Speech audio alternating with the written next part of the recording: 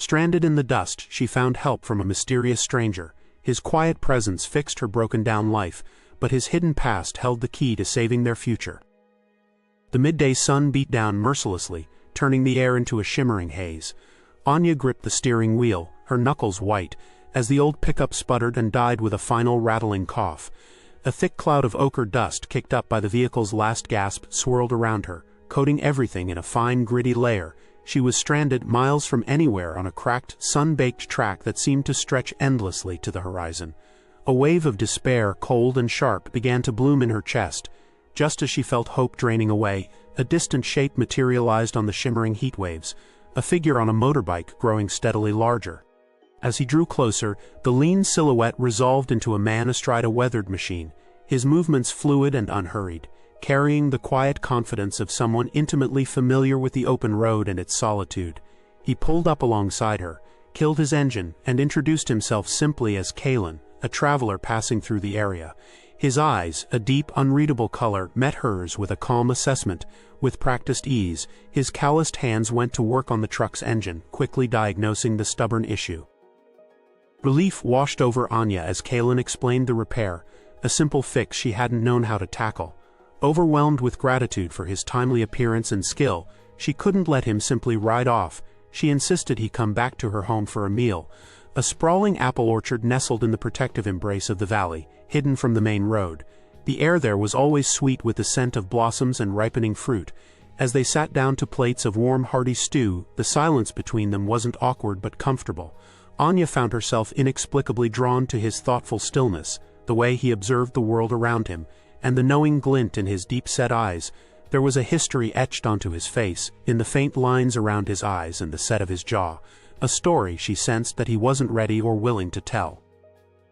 Days turned into weeks almost without them noticing. Kalen, despite his initial intention to move on, stayed, lending his strong hands and quiet efficiency to the demanding cyclical work of the orchard, pruning, weeding, and preparing for the harvest. Their connection deepened organically, not through forced conversation, but through shared labor, mutual respect, and a quiet understanding that transcended words. They found a rhythm together, working side by side under the wide sky. One rainy afternoon, seeking refuge indoors, Anya was sifting through a dusty box of old family documents and keepsakes when her fingers brushed against a brittle folded newspaper clipping. Unfolding it, her breath hitched. The faded photograph showed a younger Kalen, clean-shaven and formally dressed. The accompanying article wasn't about a wanderer, but detailed the vanishing act of Kalen Vane, the reclusive heir to a vast timber empire, who had disappeared years ago following a devastating forest fire that had claimed the lives of his family and ravaged their legacy. The revelation hung heavy in the air between them, a silent unspoken question mark disrupting the peaceful life they had built. Their burgeoning intimacy and the fragile peace of the valley were soon overshadowed by a new, menacing presence. Jasper Thorne, a ruthless and ambitious land developer with a long memory and deep pockets, arrived in the valley. He was intent on acquiring the land piece by piece for a lucrative, large-scale resort development that would obliterate the valley's unique character and way of life. Jasper was an old adversary of Anya's late father, a man known for his integrity and resistance to outside pressure. Now, Anya found herself facing the son's formidable tactics. Jasper employed intimidation, making veiled threats, and using underhanded schemes to pressure the local families, many of whom were elderly or struggling, into selling their ancestral lands for a pittance. Anya's peaceful existence, so intertwined with the fate of the valley and its community, began to crumble under the relentless weight of his ambition. Kalen had sought anonymity, a life free from the complexities and burdens of his past, yet despite this deep-seated desire, his protective instincts flared with a fierce intensity when Jasper Thorne's hired men began to harass Anya, showing up at the orchard making threats and trying to intimidate her into selling. His quiet demeanor, the easygoing air of the traveler, gave way to a steely resolve, a quiet strength that was far more potent than bluster. He didn't engage in shouting matches or physical brawls, but his mere presence, the unwavering gaze he fixed on the thugs, and his calm authoritative responses spoke volumes. His actions were a powerful declaration of a loyalty that transcended his carefully constructed facade of a rootless wanderer. Anya saw beyond the man who had arrived on a motorbike to the man of substance beneath, a man capable of fierce devotion and quiet courage.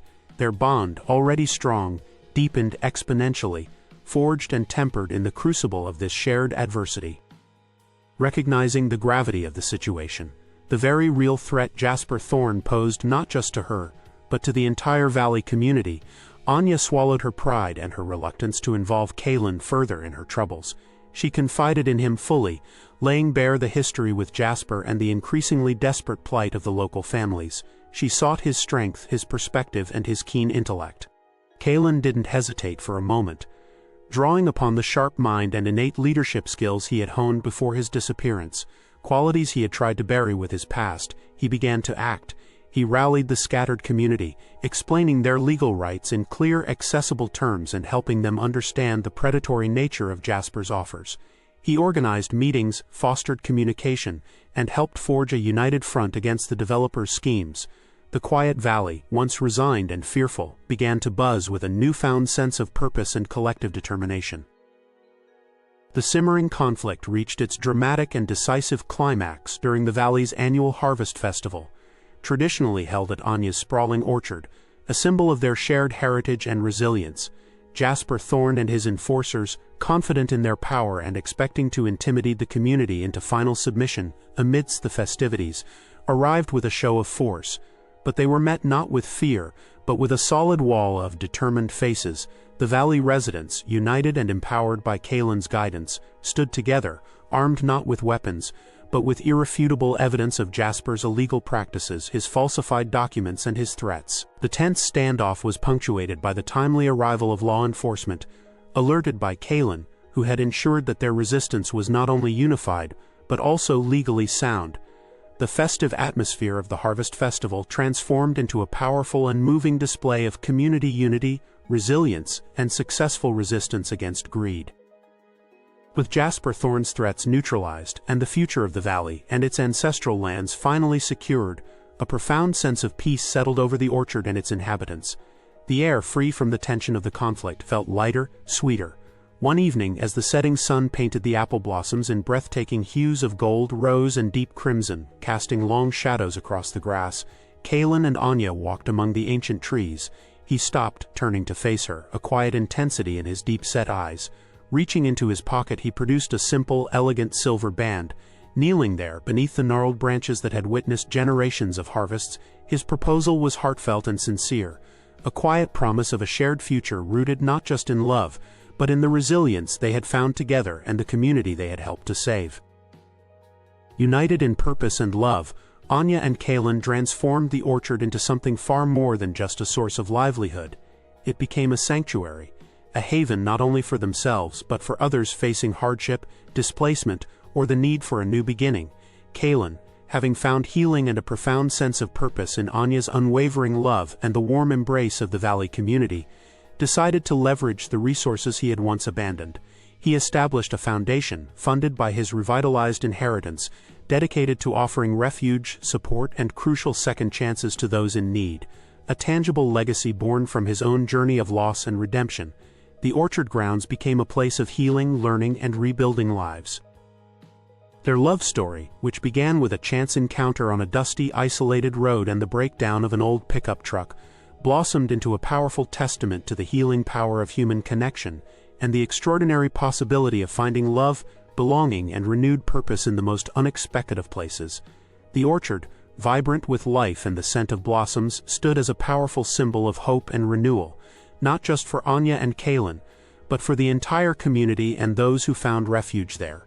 A living, breathing testament to their enduring bond and the beautiful life they had built together, rooted deeply in shared values and mutual devotion.